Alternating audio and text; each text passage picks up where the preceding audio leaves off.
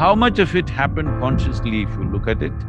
For almost all human beings, it is less than 1%, way below 1%. If we want to experiment with this, you take a bicycle, please don't drive a car like this. Take a bicycle, ride for 10 minutes, but 9 minutes your eyes are closed.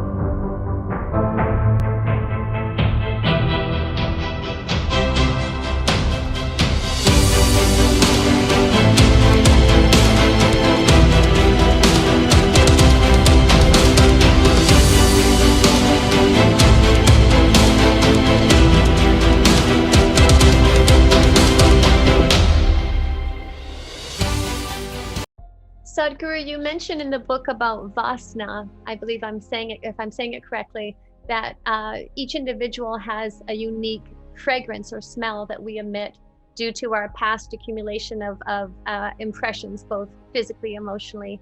Can you speak on that and describe how that affects us? What can I do when sage talks about smell?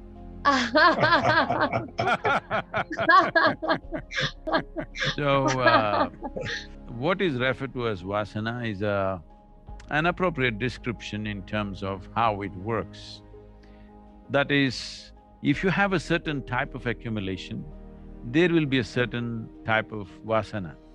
This is not a physical smell, this is not an odor as you know it, but it will create a certain amount of energy, a certain kind of tendencies which will make you lean in a certain way, which will in turn make certain aspects of life come towards you and you move in certain directions.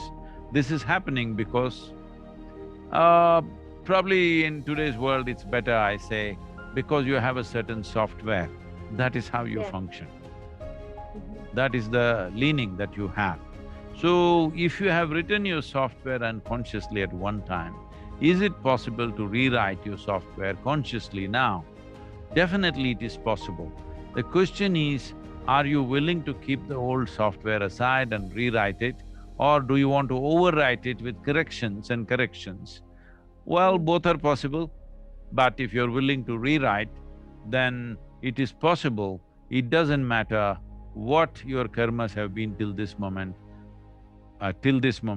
but from the next moment, life can be entirely different. There is today substantial scientific evidence.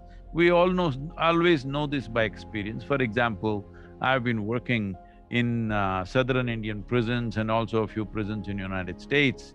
This program is referred to as Enough Freedom for Imprison. These are all people who have criminal background. Generally, because I've worked with long-term prisoners, they've all come either for murder or more. So, if you look at their history sheets, they've done terrible things. Many of them are there for life. Some of them that I worked with were on death rows. So, when you meet these people, well, those people who met them in the wrong situations, unfortunately, probably they lost their lives or something terrible was done to them, all those things happen. But now here they are with me, but they are like little children, jumping and laughing and playing around like little kids. Because this moment's karma, you can decide. It doesn't matter what it's been. Your fears, your guilts, your struggles, everything can be left behind if only you perform this moment's karma consciously. So whatever the vasana, whatever the natural tendencies that you have, or let me take away the word natural, because it's not created by nature, it is self-scripted. But maybe you're writing in your sleep, so you do not understand that you wrote it. So, if we look at this thing from morning to evening, let's say from the moment you woke up till this moment, your physical karma, your mental karma, emotional and energetic activity that's happening in these few hours of wakefulness, how much of it happened consciously if you look at it? For almost all human beings, it is less than 1%, way below 1%. If we want to experiment with this, you take a bicycle, please don't drive a car like this. Take a bicycle, ride for 10 minutes, but 9 minutes your eyes are closed. Well, you know where we can pick you up, all right? This is all that's happening because a large part of the karma is being created unconsciously. Now, Life and its consequences are looking accidental. If you became unconscious when you're driving, definitely accidental events will happen. When that happens, you always tend to ascribe it to something else, either somebody else's bad driving or some divine will or some negative force acting upon you, things like this.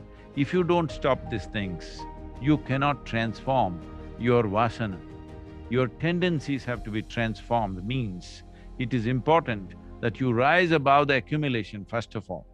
If you are dipping into the accumulation, then your tendencies cannot change. So what I'm saying is, people are so deeply invested in their miseries. Even if you offer the best, they will hang on to that because they like the familiar. It is the attraction of the familiar that will not allow a human being to step out of their pasts, because they're always harping on the past simply because they want to be in familiar terrain. At the same time, they complain their life is boring, nothing new is happening.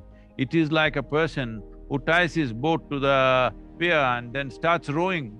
If you keep on rowing hard, it'll give you a lot of good exercise, maybe you'll grow muscles, but you will not go anywhere. You will not go anywhere. This is happening to a whole lot of humanity. All that's happening is, something is growing. Maybe their body is growing, maybe the information is growing, maybe their bank balances are growing, but they are not going anywhere simply because they're tied down to the familiar. They have a bond with the familiar. This essentially comes from the fear of freedom. Everybody talks about freedom, but when it comes to them, they are terrified. Freedom means you must be free from yourself also, because you are the biggest bondage. Your own memories, your own genetics, your own other memories which are there, which is largely unconscious, this is the biggest bondage. But everybody seeks bondage. When people seek in variety of ways, whether they like to hold the hand of the god that they've been taught about, or they can only be friendly with people that they know. There are known people and strangers in their life, it's not like one humanity.